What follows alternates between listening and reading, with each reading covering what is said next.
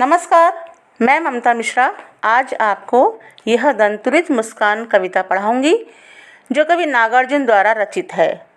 इनका जन्म सन 1911 में बिहार के दरभंगा जिले के सतलखा गांव में हुआ था और इनका मूल नाम वैद्यनाथ मिश्र था।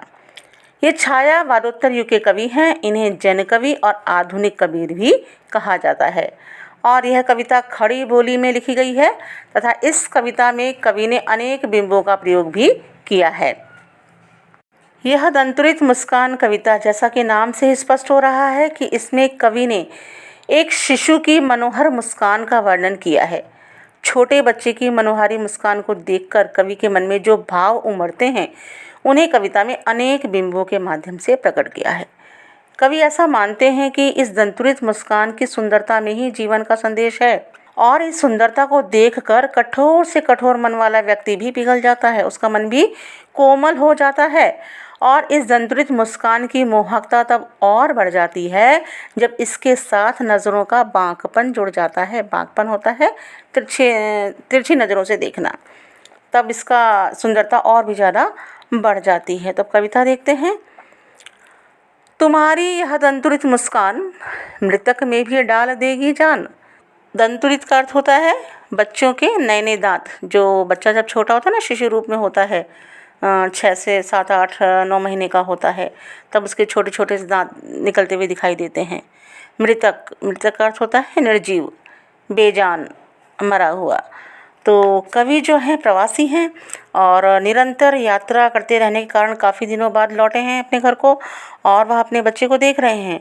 तो कवि जो है अपने बच्चे की, अपने शिशु की दंतुरित मुस्कान को देखकर अपार सुख का अनुभव करते हैं और कहते हैं कि तुम्हारी ये दंतुरित मुस्कान इतनी मधुर है, इतनी मनमोहक है, जो मृत प्राणियों में भी चेतना का संचार कर सकती है। अर्थात जो लोग अपने जीवन में निराश हो जाते हैं, हताश हो जाते हैं, परेशान हो जाते हैं और थक जाते हैं, तो उनमें भी प्रसन्नता का, हर्ष का और खुशी का भाव भर सकती है। धूली धूसर तुम्हारे ये गात, छोड़कर तालाब मेरी झोंपड़ी में खिल रहे जलजात।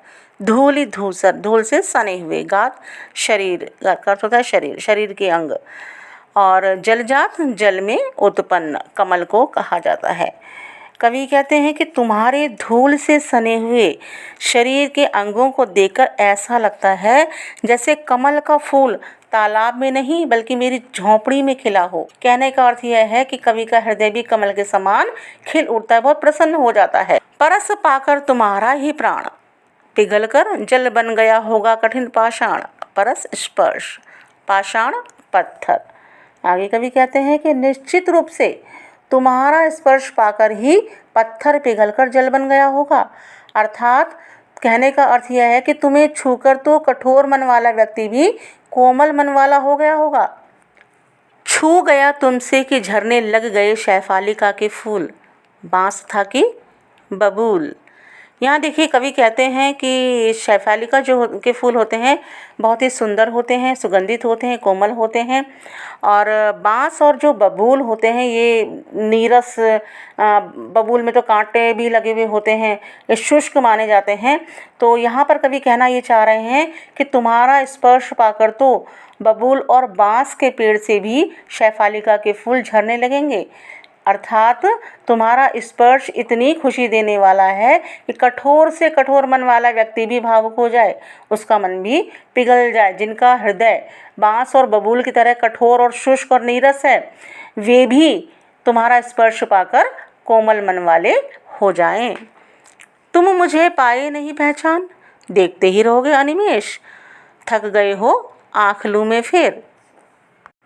यहाँ शिशु जो है बिना पलक झपकाए, जब कवि आए हैं इतने दिनों बाद में, तो जो एक परिचित व्यक्ति होता है ना, तो बच्चे उसको देखकर पहचान जाते हैं फटाफट से। उसके साथ में उनकी क्रियाएं प्रतिक्रियाएं अलग अलग होती हैं, लेकिन जो कोई अनजान आता है तो उसके साथ में बच्चे की प्रतिक्रियाएं बिल्कुल अलग होती हैं।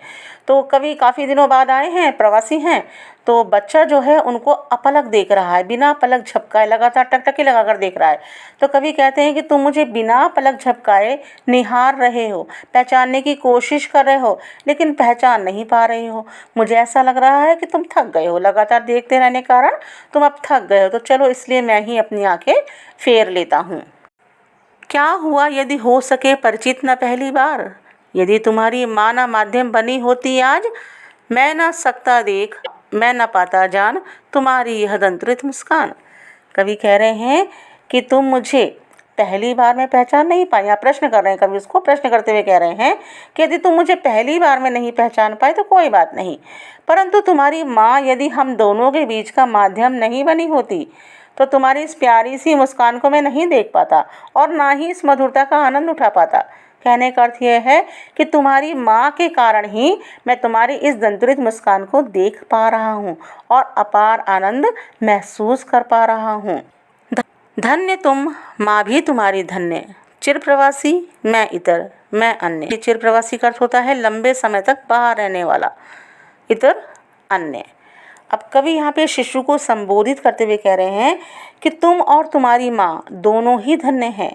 तुम अपनी इस मनमोहक छवि के कारण धन्य हो और तुम्हारी माँ तुम्हें जन्म देने के कारण धन्य है, पर मैं तो लगातार लंबी यात्राओं पर रहने के कारण तुम दोनों से ही अलग हूँ, कुछ पराया सा हो गया हूँ। तुम दोनों की प्यार भरी दुनिया से अलग व्यक्ति सा हो गया हूँ। इस अतिथि से प्रिय तुम्हारा क्या रहा संपर्क, उंगलियां माँ की कराती रही हैं मधुपर्क। कवि कहते हैं, अतिथि स्वयं को बता रहे हैं क्योंकि वे काफ़ी दिनों बाद आए हैं, इसलिए अपने आप को मेहमान के रूप में कह रहे हैं। और मधुपर्क जो होता है इसे पंचामृत भी कहा जाता है। तो मधुपर्क जो पंचामृत जो होता है दही, घी, शहद, जल और दूध का मिश्रण होता है जो देवता और अतिथि के सामने रखा जाता है।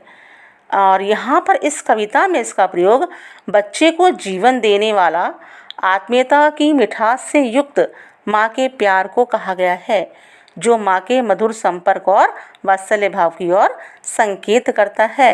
तो कवि अपने शिशु से कहते हैं कि मैं लंबे समय तक बाहर ही रहा, इसलिए मैं तुम्हारे लिए अतिथि यानी मेहमान की तरह हूँ।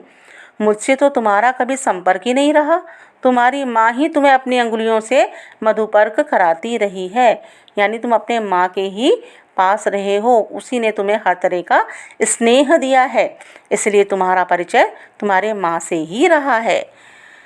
देखते तुम इधर कनकी मार और होती जबकि आंखें चार, तब तुम्हारी दंतुरित मुस्कान मुझे लगती बड़ी ही छविमान। छविमान का अर्थ होता है बहुत सुंदर। तो कवि कह रहे हैं कि जब तुम मुझे कनखी मारकर मतलब तिरछी नज़रों से देखते हो और जब तुम्हारी आंखें मेरी आंखों से मिल जाती हैं तो तुम मुस्करा उठते हो, और ऐसे समय में तुम्हारे ये नए नए छोटे छोटे से निकलते हुए दांतों की मुस्कान मुझे बहुत ही सुंदर लगती है और मेरे मन में वात्सल्य भाव को भर देती है। तो बच्चे की जो मुस्कान होती है बहुत ही निश्चल होती है, निष्कपट होती है, निस्वार्थी होती है, उसमें कोई स्वार्थ नहीं रहता है। और इसलिए इस कविता में इस मुस्कान को बड़ा ही मनमोहक और आकर्षक बताकर कविता को स्पष्ट किया गया है। तो यह थी कविता यह दंतुरित मुस्कान। मैंने आपको सरल शब्दों में समझाने की कोशिश की है और उम्मीद करती हूँ कि आपको समझ में आ गई होगी। धन्यवाद।